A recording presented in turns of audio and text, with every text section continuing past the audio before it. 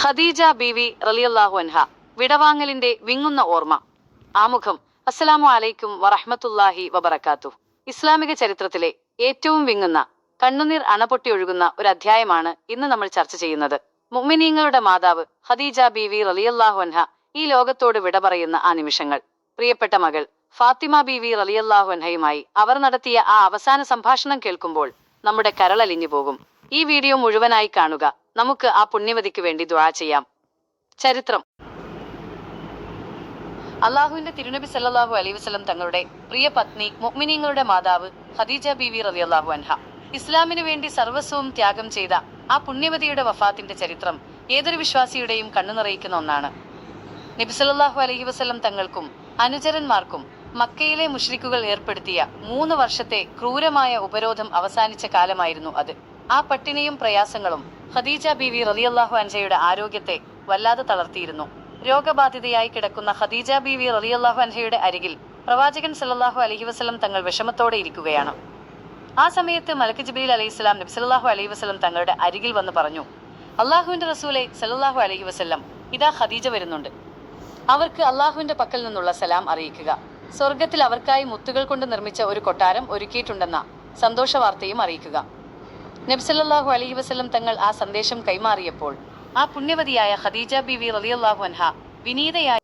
മക്കയിലെ കഠിനമായ ഉപരോധം കഴിഞ്ഞ് അധികം വൈകാതെ തന്നെ ഖദീജ ബീവി റളിയല്ലാഹു അൻഹയുടെ ആരോഗ്യം വല്ലാതെ ക്ഷയിച്ചിരുന്നു. രോഗബാധിതയായി മരണശയ്യയിൽ കിടക്കുന്ന തന്റെ പ്രിയ പത്നിയുടെ അരികിൽ തളർന്നിരിക്കുന്ന പ്രവാചകൻ സല്ലല്ലാഹു അലൈഹി വസല്ലം തങ്ങൾ ആ വീട്ടിൽ സങ്കടം തളംകെട്ടി നിൽക്കുകയാണ്. ആ സമയത്താണ് അസ്മാ ബിൻത് ഉമൈസ് റളിയല്ലാഹു അൻഹ അവിടേക്ക് വരുന്നത്. ഖദീജ ബീവി റളിയല്ലാഹു അൻഹ അസ്മാ ബീവിയെ അരികിലേക്ക് വിളിച്ചു. അവരുടെ കണ്ണുകൾ നിറഞ്ഞിരുന്നു. അവർ പറഞ്ഞു, അസ്മാ, എന്റെ കാലം തീരാറായിരിക്കുന്നു. പക്ഷേ എന്റെ മനസ്സ് നീറുന്നത് എന്റെ പൊന്നുമകൾ ഫാത്തിമയെ ഓർത്താണ്.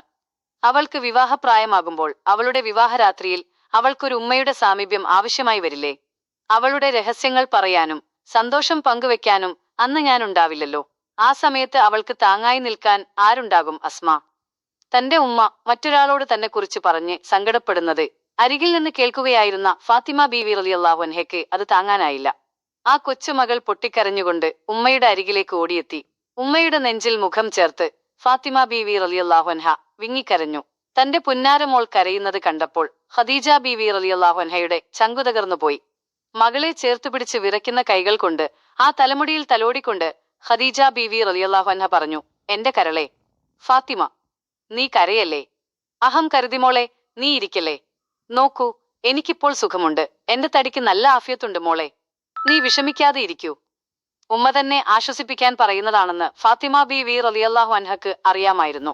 ആ മകൾ തേങ്ങിക്കൊണ്ട് ചോദിച്ചു, ഉമ്മ, നിങ്ങൾ വഫാത്തായാൽ പിന്നെ എന്നെ പുന്നാരിച്ചു പോറ്റാൻ ഈ ലോകത്താരുണ്ട്? എനിക്ക് സങ്കടം വരുമ്പോൾ എന്റെ തലമുടി ചീകിത്തരാനും എനിക്ക് നല്ല വസ്ത്രങ്ങൾ ഉടുപ്പിച്ചു തരാനും പിന്നെ ആരാണ് ഉമ്മ ഉണ്ടാവുക? നിങ്ങളില്ലാതെ ഞാൻ എങ്ങനെ കഴിയും ഉമ്മ? ആ വാക്കുകൾ കേട്ടപ്പോൾ പ്രവാചകൻ സല്ലല്ലാഹു അലൈഹി വസല്ലം തങ്ങളും അവിടെയുണ്ടായിരുന്നവരും വികാരാധീനരായി. ഖദീജ ബീവി റളിയല്ലാഹു അൻഹ തന്റെ മകളുടെ കണ്ണുനീർ തുടച്ചുകൊണ്ട് വളരെ വാത്സല്യത്തോടെ പറഞ്ഞു, മോളെ, നീ ഒറ്റയ്ക്കല്ല. നിനക്ക് എപ്പോഴും തുണയായി നമ്മുടെ റബ്ബിന്റെ വലിയൊരു സഹായമുണ്ടല്ലോ. പിന്നെ ലോകത്തിന്റെ നേതാവായ നിന്റെ പ്രിയപ്പെട്ട ഉപ്പ കൂടെയുണ്ടല്ലോ. പോരാത്തതിന് എന്റെ പകരക്കാരിയായി, എന്റെ ബദലായി നിനക്ക് ഉമ്മയുടെ സ്ഥാനത്ത് നിൽക്കാൻ അതാ അസ്മാബി ഉണ്ടല്ലോ മോളെ.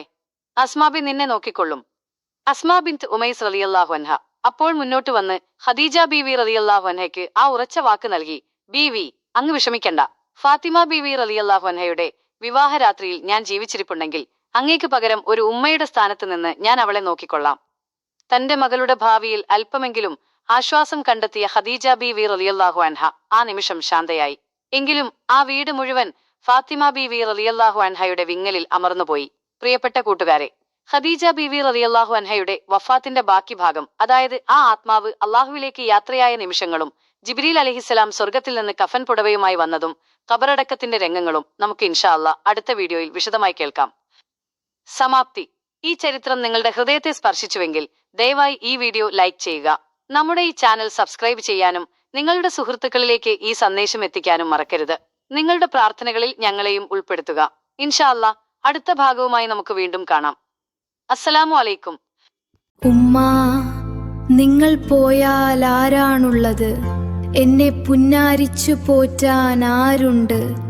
സങ്കടം വരുമ്പോൾ എൻ്റെ തലമുടി ചീകാൻ, എനിക്ക് നല്ല വസ്ത്രങ്ങൾ ഉടുപ്പിക്കാൻ പിന്നെ ആരാണ് ഉമ്മ ഉണ്ടാവുക?